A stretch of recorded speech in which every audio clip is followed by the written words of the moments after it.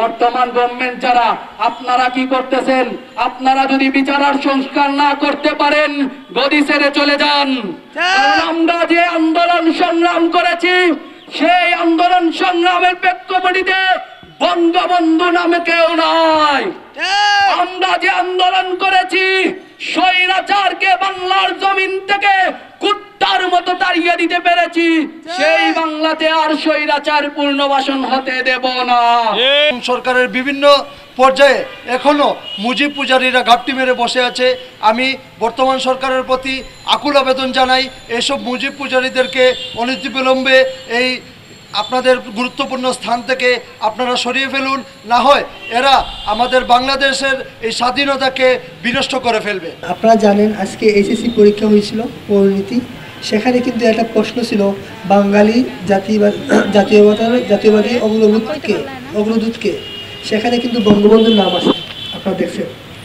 আমরা বারবার বলছি শিক্ষা অফিসে, শিক্ষা বোর্ডে এবং অফিসে দূষণরা বসে আছে, চেয়ারম্যান থেকে শুরু করে একবার পিএন পর্যন্ত সব আওয়ামী লীগের দূষণ, তাদেরকে কিন্তু সরানো হচ্ছে না। বারবার আমরা লিখে দিলাম, বারবার আমরা প্রতিবাদ জানালাম, কিন্তু এই দূষণগুলা রয়ে গেছে। এই যে হাসিনাকে বা শেখ মুজিবুর রহমানকে আবার জাতির কাছে তুলে দেওয়ার জন্য এরকম প্রশ্ন তুলে ধরছে। আপনারা জানেন শেখ হাসিনা বারবার বলতো ধর্ম যার উৎসব সবার, এই বাণীটা কিন্তু কার ছিল? শেখ হাসিনার। আর সেই বাণীর প্রশ্ন কিন্তু এবার পরীক্ষাতে আসে। তার মানে কি বোঝা যায়? এই যে চেয়ারম্যান থেকে শুরু করে যারা আছে সব আওয়ামী লীগের দ্বারা তারা চায় শেখ হাসিনা আবার ফিরে আসুক, সেই প্রত্যাশা করতেছে। আমরা তীব্র নিন্দা জানাই এবং শিক্ষা বোর্ডে যত সচিব থেকে শুরু করে চেয়ারম্যান সবাইকে সংস্কার চাই এবং সবাই বদলি চাই। এরকম শিক্ষা অফিসার এবং চেয়ারম্যান থাকলে আরো বঙ্গবন্ধুর আরো বড় বড় বিষয় আমরা দেখতে পারবো, যা আমরা খুব কষ্ট লাগতেছে যে শহীদের রক্তের বিনিময়ে আমরা স্বাধীন করতে পেরেছি, আজকে আবার সেই বঙ্গবন্ধুর প্রশ্ন আমাদেরকে দেখতে হয়।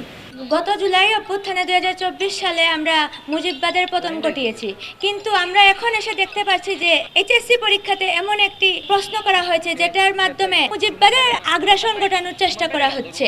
তো আমি এর বিরুদ্ধে স্পষ্ট জানিয়ে দিতে চাই, এই ধরনের আওয়ামী ফ্যাসিস্টের পক্ষে যারা কাজ করছেন তাদের অনবিরোধিতায় পদত্যাগ চাই।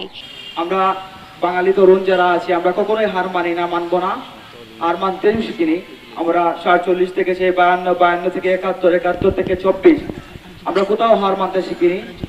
আবার যদি এই স্বৈরাচার চেষ্টা করে যে বাংলাদেশকে আবার তাদের এই স্বৈরতন্ত্র প্রণয়ন করে, তাহলে সেটা কখনোই করতে দেওয়া সম্ভব হবে না। আমরা সেটার প্রতিবাদ করে আসছি, করছি, ইনশাআল্লাহ করব।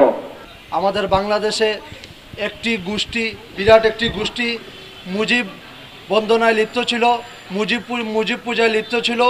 আমরা 5ই আগস্ট ছাত্র জনতা গণ অভ্যুত্থানের মাধ্যমে সেই পূজারীদেরকে বাংলাদেশের ক্ষমতা থেকে সরিয়ে দিয়েছি, কিন্তু আশ্চর্যের বিষয় এটাই, দুঃখজনক বিষয় এটাই, অনেক রক্ত, অনেক শহীদের বিনিময়ে আমাদের দ্বিতীয় স্বাধীন পাওয়া এই বাংলাদেশে এখনও আমরা দেখতে পাই বিভিন্ন জায়গায় মুজিব বন্দনায় লিপ্ত আছে।